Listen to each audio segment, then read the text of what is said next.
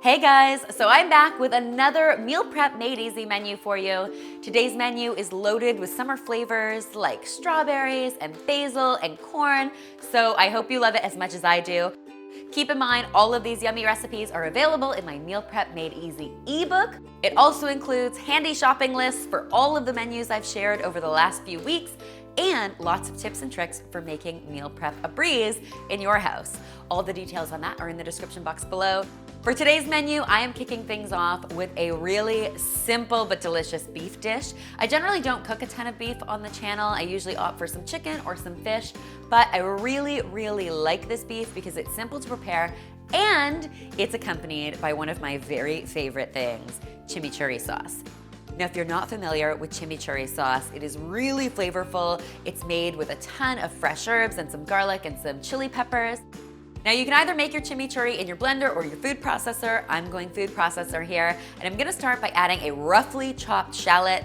Next, I'm going to add a whole lot of herbs, so I've got a big bunch of fresh parsley, some fresh cilantro, and some fresh oregano. You cilantro haters are welcome to replace the cilantro with even more yummy parsley. It's totally up to you. I'm also going to be adding a lot of minced garlic here. As you know, when it comes to garlic, I just go for it. You can dial this back if you wanted to. And I'm going to be adding some minced red chili. I'm going to put the lid on my food processor and give this all a good blend until it starts to break down. Then I'm going to remove the lid and add just a few more ingredients.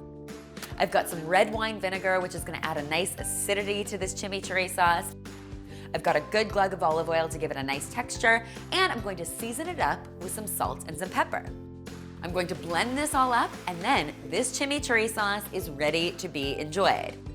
Garlicky, spicy, herbaceous deliciousness. You could serve this with goat cheese on some crostini. That would be amazing. As I mentioned, this week I'm making it as the accompaniment to a lovely flank steak.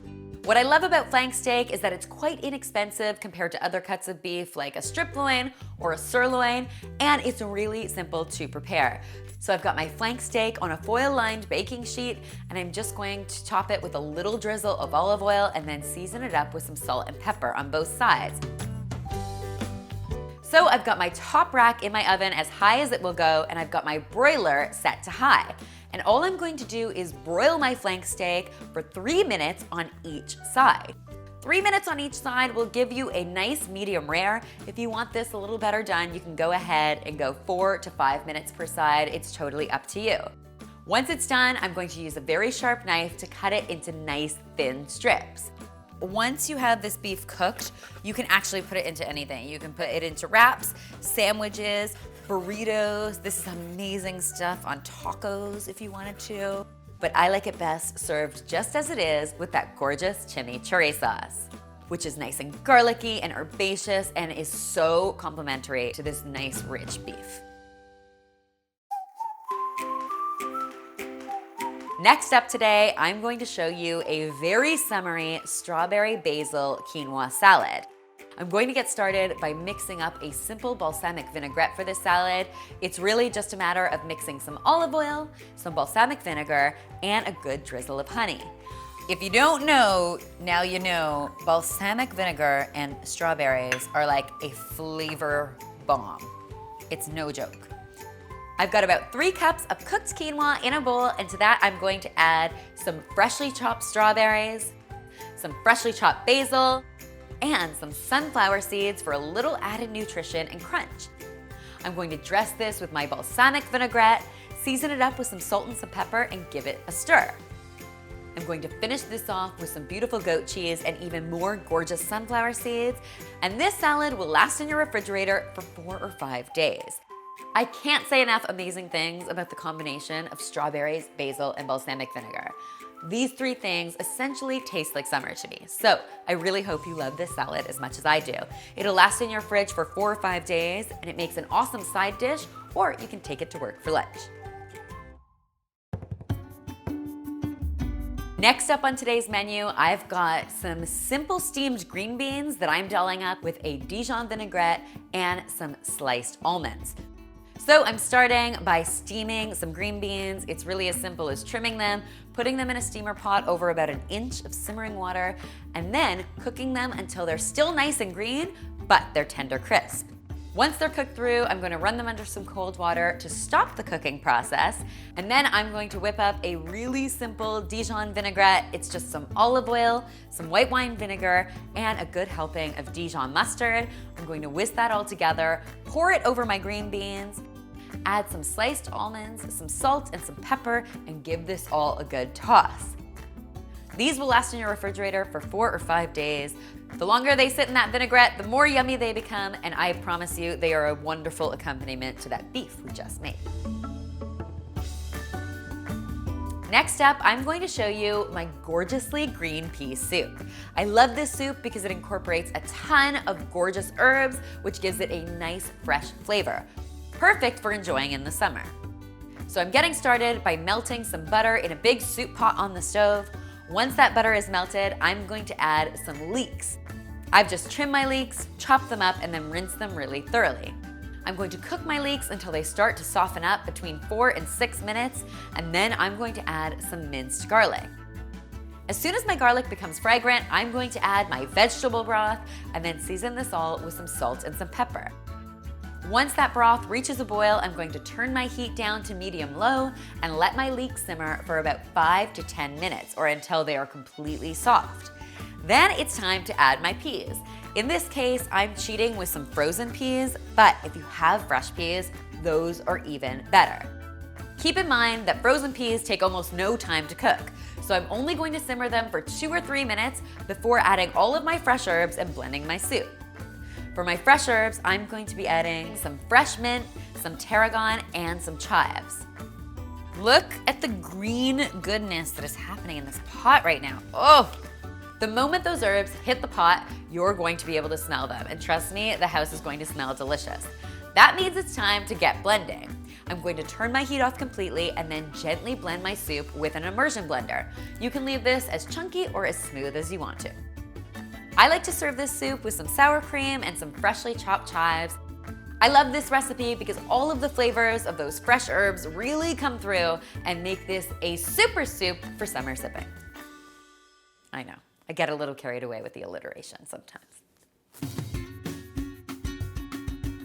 For lunch this week, I'm whipping up a nice bright salmon salad, which is a bit more of a sophisticated take on a traditional tuna salad, but the best part is it doesn't have any mayo, so I love this recipe. So I'm getting started with some cooked flaked salmon in a bowl. You could definitely cook your own salmon, or you can go ahead and use canned salmon if that's a little easier. And we're gonna build a simple dressing for this with some yogurt. I love using Greek yogurt in something like a salmon salad because it adds a nice tang. Next, I'm going to add some good crunch with some finely chopped cucumber, celery, and green onion. I'm also adding some freshly chopped dill. Dill and salmon, obviously a wonderful combination. And the zest and juice of 1 lemon. I'm going to season this up with some salt and some pepper and give it a good stir, and it is ready to be enjoyed. You can serve it with some crackers or in a wrap for lunch, but I like it best served over a nice bed of peppery arugula. Now, I have to admit, I am real excited about breakfast this week. We're making some tasty corn fritters, and I love them because they're nice, bright, yellow, and sunshiny. A great way to start your day. I'm going to start by whisking up some eggs in a bowl, and to that I'm going to add just a few tablespoons of cornmeal and some baking powder to give these guys just a little bit of lift. Next, I'm going to add a whole lot of corn. I'm using frozen corn in this case, but if you have fresh on hand, that would be even better. I'm also going to be adding some shredded cheddar cheese, some finely chopped green onion, and some minced chili pepper for just a little bit of heat. I'm going to season this with some salt and some pepper and give it all a good stir. Then it's time to take it over to the stove. So I've got some oil heating up in a skillet over medium-high heat, and then I'm just going to spoon my batter into my pan. What I'm looking to do is to create these little mini silver dollar-shaped fritters. I'm going to cook them until they're golden brown on both sides, and then they're ready to serve. They are nice and sweet and salty, a little bit cheesy, but they do retain a lot of that corn crunch, which is why I love them so much. They'll last in your refrigerator for up to 5 days. They can be reheated in the microwave or in the toaster oven, or if you're anything like me and you're always in a hurry in the morning, you can just eat them cold straight from the fridge. Yum.